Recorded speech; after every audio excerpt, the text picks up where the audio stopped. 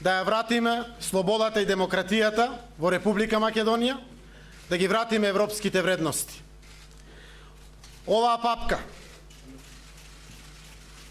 ќе стане символ на процесот што денеска го отпочнуваме за враќање на слободата и демократијата. Вака лидерот на СДСМ преку објавување на прислушуваните разговори сакаше да ја врати правдата и демократизацијата во Македонија.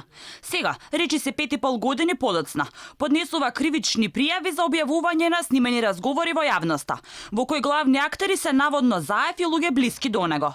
Едно зборуваше тогаш, друго зборува сега. Тогаш можеше да се објавуваат бомби, а сега било противзаконско.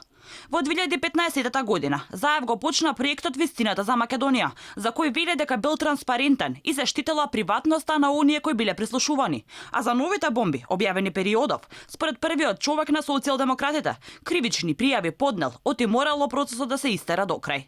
Заев во интервју за МИА објаснува дека СДСМ се однесувал одговорно кога објавувал прислушувани материјали. Кукавички е да се пуштаат разговори на начин на кој што се крши законот денеска. Тоа е типично само за опозицијата. СДСМ секој пат го правил согласно законот како што е дозволено, објавувајќи со кривични пријави во времето кога дури и кога не беа забраните јавните објавување на разговорите. Во објавените аудиоматеријали на видеоплатформата YouTube, наводно Заев и неговите соработници зборуваат дека ќе собереле се што е шуто и рогато и ќе пуштеле низ вода. Давале зелени светла за палење автомобили за членови на опозицијата. Разговори со црногорски бизнисмени за суми од 300.000 евра, каде се беше споменуван и референдумот.